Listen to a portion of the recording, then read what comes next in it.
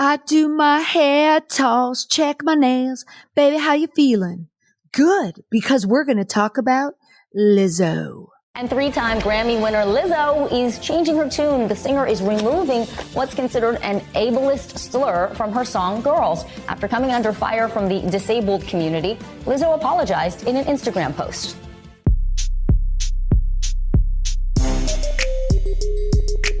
Welcome to the Indestructible PR podcast, where we use current events and tested media and PR strategies to help prevent or manage a crisis and build an indestructible reputation. In this episode, let's discuss the Lizzo lyric that offended everyone, it seems. So, woo girl, then she did something good as hell to fix it. When music and PR sound so well together. Let's talk Lizzo. Here's where I wish I could play Lizzo music, but copyright, I can't. And also, I will save you from listening to me try and attempt to sing Lizzo. But 2 weeks ago, she released the song Grrls, and it was updated last Monday in order to remove a derogatory term for people with disabilities. Lizzo said she did not do it with an intent to offend anyone, but naturally, in the culture that we're in, people took offense to it and something needed to happen. For those of you people who are not familiar with current music, Lizzo is a Grammy-winning singer. She's also a rapper, and she is seen by many fans, myself included, as a female beacon of inclusivity. What Lizzo needed to do was address the lyric and how to change something or not. And she chose right away to do the right thing, in my opinion, and that was to change the lyric in mere days after release. So you can imagine on the back end how much disruption this caused with a release of a major artist. But the reason why she needed to change the lyric is because there was a derogatory word that many consider derogatory towards people with disabilities, and many consider it a word that is somewhat dated because we don't hear it as much. At least I didn't. So work with me here. In the original version of the song Grrls, so that's Grrls with Grrrls, when it was released, the song used the word, and I'm putting quotes here, spaz, S-P-A-Z. Now, if you're in my age bracket, that word, I remember very much being a part of the language in the lexicon of my youth. I don't remember saying it a lot, but I certainly could have and certainly heard it. But the term, it means for someone to lose control, and it's based on spastic diplegia, which I didn't know that word. I had to look it up, but that's a form of cerebral palsy. So if you're familiar with cerebral palsy, that is the condition where you're going to see impairments in the legs and the arms and the motor skills. So a number of fans and a number of disability advocates immediately called on Lizzo to change what they viewed as an ableist slur.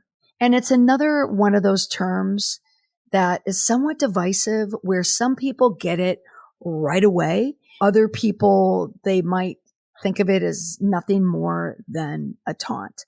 But Lizzo, to her credit, she went ahead and changed it. But what I want to focus on is what she said and how she apologized for the remark. Because Lizzo, in my opinion, what happened last week, she set a new standard for how people in the limelight should apologize. As soon as the change was announced, Lizzo had posted her statement, which I'm going to read right now.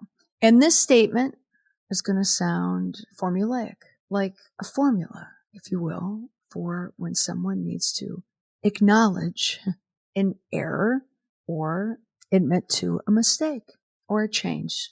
So let's take a listen, shall we? Oh, I'll set the scene. Picture Instagram, picture Twitter, picture, a statement within like a notes app type statement that's slapped all over social media. Here we go. It's been brought to my attention that there is a harmful word in my new song, Grrls. Let me make one thing clear. I never want to promote derogatory language. As a fat Black woman in America, I've had many hurtful words used against me, so I understand the power words can have, whether intentionally or in my case, unintentionally. I'm proud to say there's a new version of Grrls with a lyric change. This is the result of me listening and taking action. As an influential artist, I'm dedicated to being part of the change I've been waiting to see in the world. XOXO Lizzo. When I saw this statement pop up in Twitter, I did what I've been doing for the past few weeks, going to my new favorite social media haunt called TikTok. This is what I posted. And yes, if you're wondering, it wasn't scripted. It was completely top of mind, which I'm going to add here is an incredibly dangerous thing to do on TikTok, but it was pretty cut and dry. But take a listen to what I said as soon as I saw this post listed on TikTok. All right, Lizzo, your statement. So brought to my attention that there's been harmful words in this song, Grrls. Let me make this one thing clear. Never want to promote derogatory language. And it was. As a fat Black woman, nice. I've had many hurtful words used. Nice. XOXOXO. Yeah. Yes. And I know there's some buzz that the word never should have gotten by that many people. It should have been vetted by at least one person. True. But I'm going to give somewhat of a generational pass on this one. My generation definitely gets it, but I think it's like a generational one that maybe makes sense it got by some people. But this is more important. Acknowledging it and change. Nicely done, Lizzo. This is, by the way, how you do it. This is how you do it. All right. So let's go through the statement itself for the reason why I think it is pristine in its intention and pristine in its execution. So let's follow the indestructible PR formula here for how to create an indestructible response. Step 1, say it with me, people. Own it. It's been brought to my attention that there is a harmful word in my new song, Grrls. Let me make one thing clear. I never want to promote derogatory language. Okay. So boom, right off the bat, she is owning it. 2, explain it.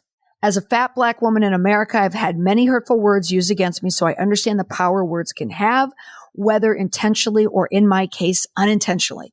What she did is explain it and put it into context. And what I absolutely love about this part of it is she framed it as a fat Black woman in America. Right there, she's explaining that and making it very clear and easy to understand. She has had these hurtful words just thrown against her probably a lifetime, but definitely in this career context. So already you are rooting for her, and that's the power behind this framework. Next, promise it. What are you going to do? Here we go. I'm proud to say there's a new version of Grrls with a lyric change. This is a result of me listening and taking action. As an influential artist, I love that. I'm dedicated to being a part of the change I've been waiting to see in the world. XOXO Lizzo. Perfect.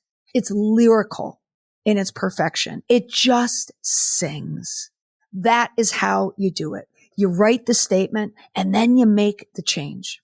Why is this right? All you need to do is look at the replies, look at the response. Everyone, if you look online and you Google this change, everyone is commenting on the change that Lizzo made, how appropriate it was, and how awesome Lizzo is for doing that. She took what was potentially a reputational ding and she turned it around and made her reputation sing.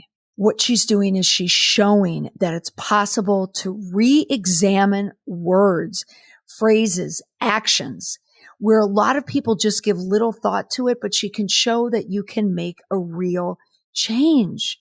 So I want to read some of the comments that popped up on my TikTok, just to give you a sense of the reaction. I had mentioned, as you heard in my very unscripted and off the cuff TikTok, that I thought, from a Gen X point of view, we're familiar with this word now, kind of the ebb and the flow of it, that it was once considered okay to say it. And then now it's not. At least I do. But I think younger kids, younger generations, because it's been out of the vernacular for a while, they don't know that it's necessarily a bad word to put in, into a category of like really, really bad words. But some of the feedback that I got, that's about me. I don't want to say that. Well, I will say, I love this creator. The comms PR person and me connect it enough. Thank you very much. I didn't mean to do that. It's the first one I read.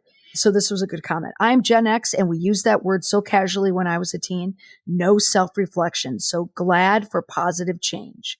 Next, I applaud her for doing this, but seriously, every day someone takes offense to something different every day. Yeah, but they're not getting it. And that was my reply. I said, yeah, but this word, she did the right thing.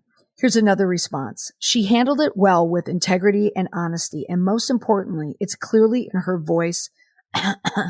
Cough, Will Smith, cough. That's funny. Another one.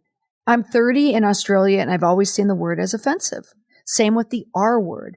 I remember when the Black Eyed Peas song came out. Oh, that's interesting. Another one. It's clap emoji, that clap emoji, simple clap emoji. So a lot of people are supporting her. I love @Lizzo. Oh my goodness, I love Lizzo. I'm 35 and the mother of a special needs child. So certainly some people in here are saying, what's the big deal, right? Like, what is the big deal? And with issues, they're not always black and white like that. Like, just sometimes you have to kind of see through it. This is not a cancel culture moment. This is not a moment where like, everybody has to make change.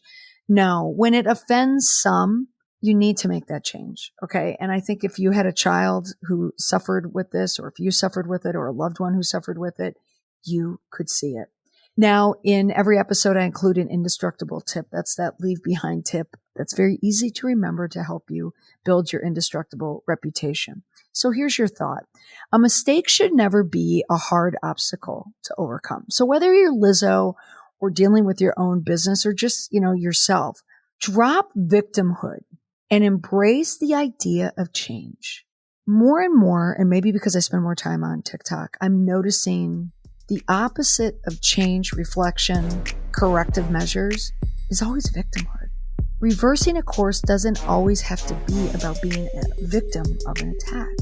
It can be very empowering just to come right out and make a change. Google Lizzo to see what I mean. That's all for this week on the podcast. Thanks for listening. Bye for now.